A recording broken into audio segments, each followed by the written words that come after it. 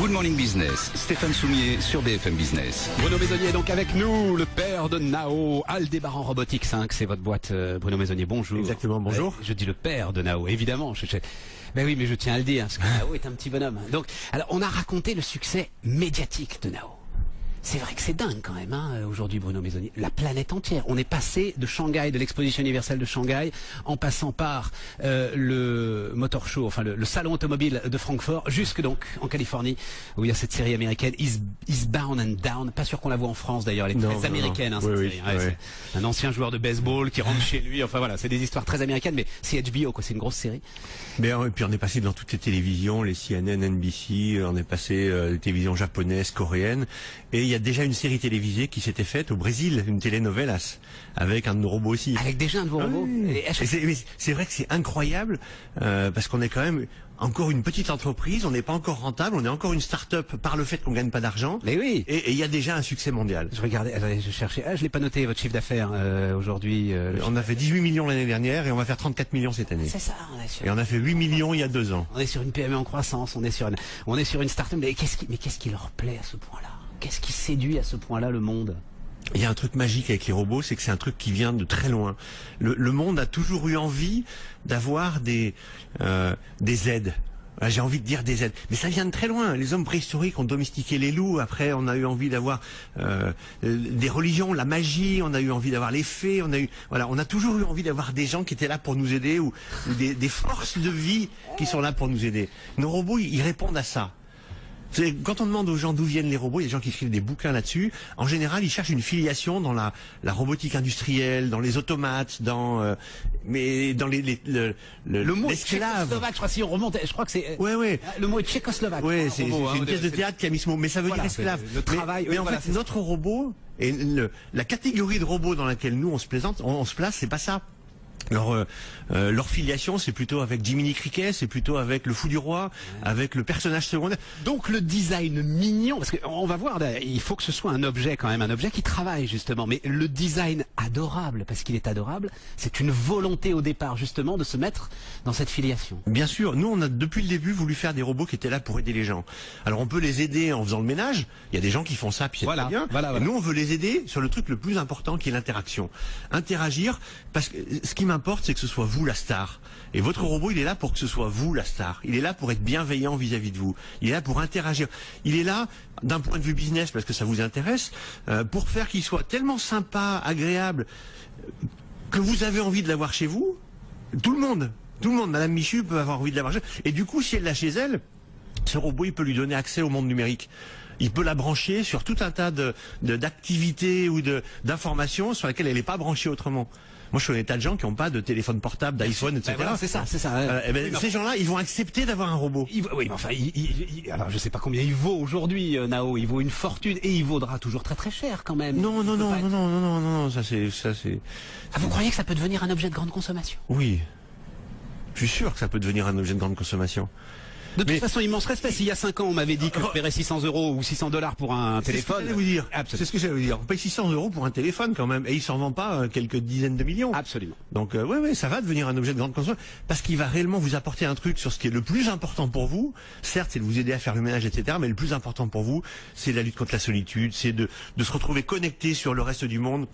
C'est d'avoir un interlocuteur qui vous starifie. Et la forme humaine, excusez-moi d'insister là-dessus, mais je sais, et notamment on discute très régulièrement avec Bruno Bonnel, qui porte aussi lui aussi cette ambition robotique aujourd'hui au cœur de l'industrie française.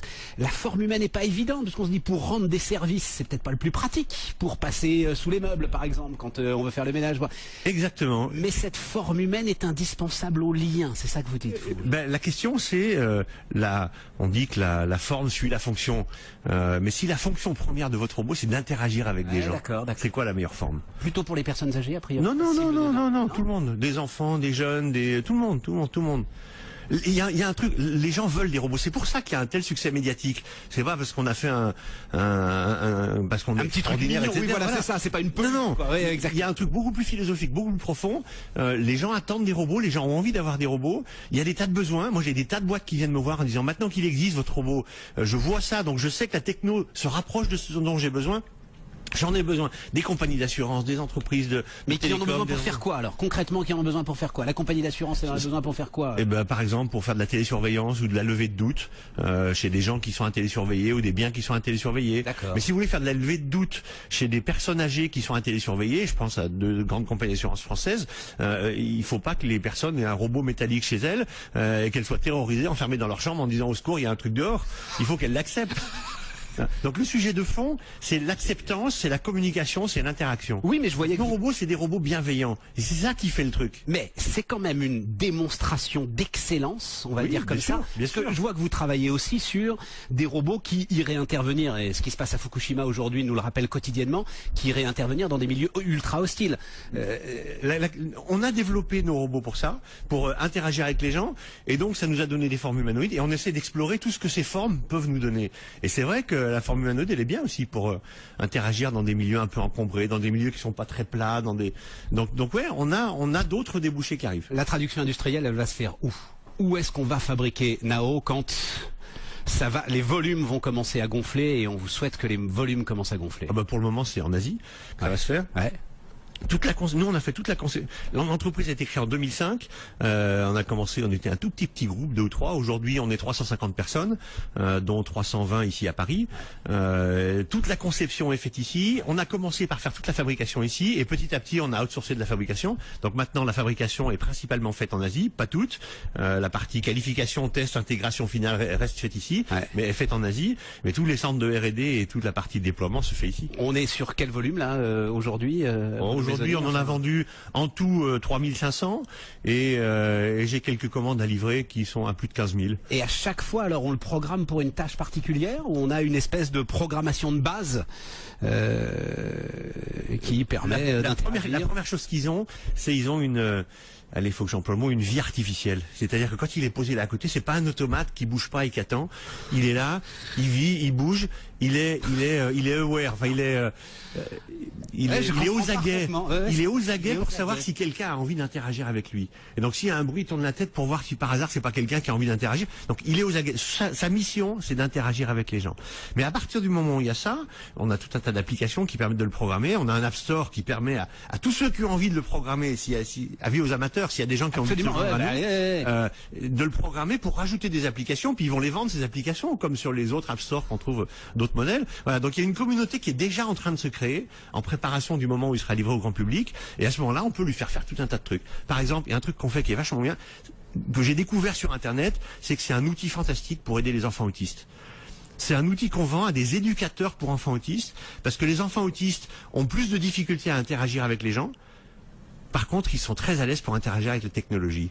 Et lui, c'est un trait d'union, lui. Et quand on connaît cette maladie, la patience de Nao est infinie. Ben oui. Absolue.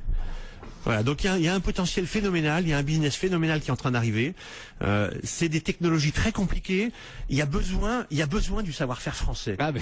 Je dis ça sérieusement parce que on a besoin à la fois de l'aspect conceptuel, de l'aspect design, de l'aspect utilité, de l'aspect application. Il y a de la mécatronique de pointe. Il y a un mix de compétences qui va parfaitement bien avec l'état d'esprit français. Les millions d'emplois de la robotique, on devrait les créer en France si on se débrouille bien. Mais avec des hommes comme vous, avec Bruno Model, j'ai aucun doute qu'on va y arriver. Oh, absolument aucun doute. Merci beaucoup Bruno Maisonnier d'être venu nous voir. Merci infiniment. Merci. Il est 7h.